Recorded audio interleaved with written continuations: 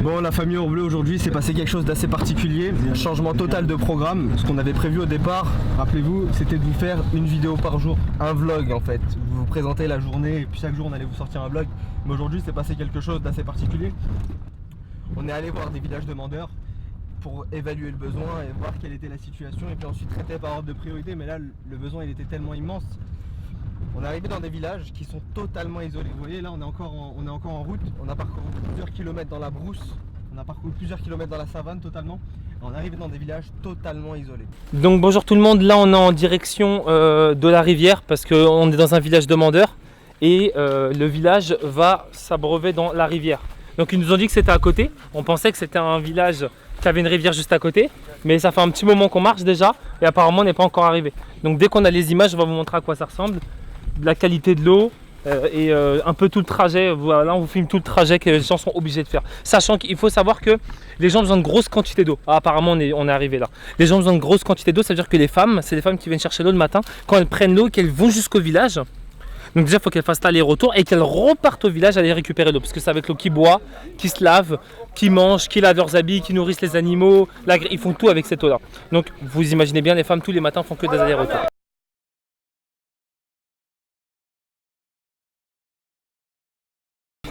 Donc là on vient d'arriver dans un village qui n'a pas d'eau potable.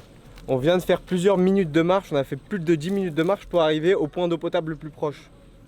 Ils nous ont dit c'est la rivière. On est arrivé et en fait la rivière voilà ce que c'est. Donc on est arrivé, je vous partage, on vient d'arriver, hein, c'est en direct ce que je suis en train de vous dire. On s'est dit que c'était pas possible qu'ils puissent boire ça. On leur a dit si jamais on prend l'eau, c'est ça qu'ils boivent. Et le gars, le villageois a bu en direct devant nous. Je lui redemande là devant nous. Ça, c'est l'eau que vous buvez, c'est ça?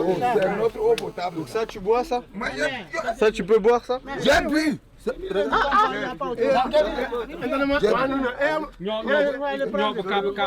Oh, maman, non.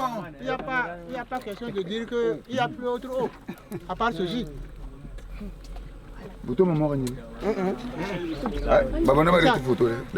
Voilà les donateurs. Regardez un petit peu la qualité de l'eau, à quoi ça ressemble. C'est impensable.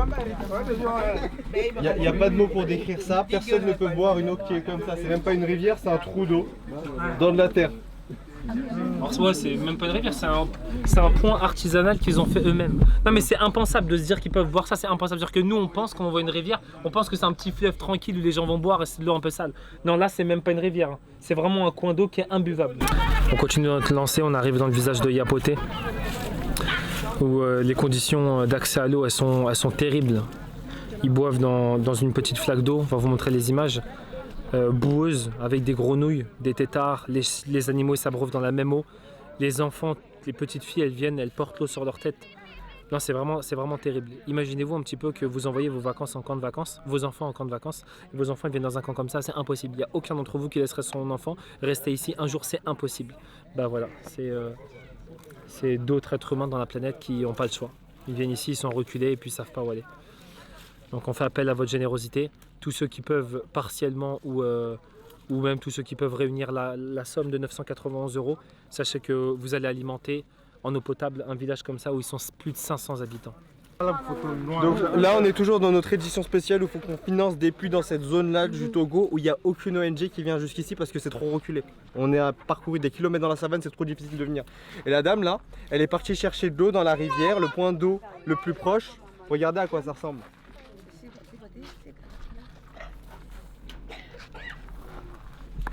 Voilà, ça c'est l'euro.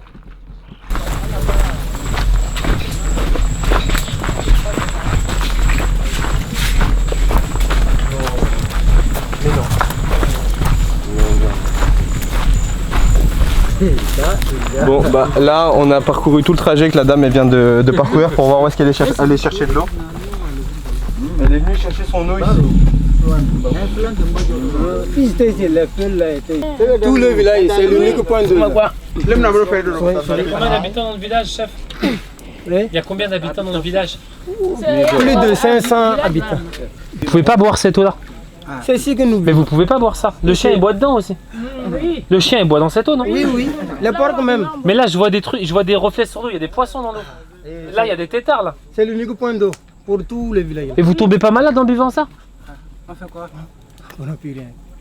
Il n'y a pas moyen. C'est pourquoi nous félicitons votre aide. Ah, propre. Ah, C'est pourquoi nous Non, ça félicitons c'est votre imbuvable.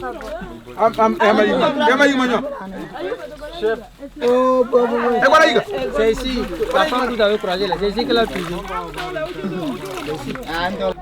Habituellement, quand on arrive dans un village et que la population nous demande un puits, on répond jamais tout de suite.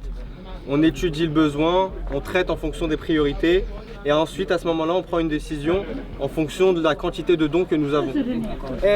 Ye pas d'avalun dans le davana se maqueto pour dire ouais c'est pas halogonda pas jang ba jël kam réponse ça c'est ceria couvin le bagambala pam papa so panam bala papa so balla la masam do na ba jona sambon se bi som pakbala masen ba ko na ballale papa so ba dele bala masala bu jona papa se ba ko na balam bu basale pasan dum bu basale.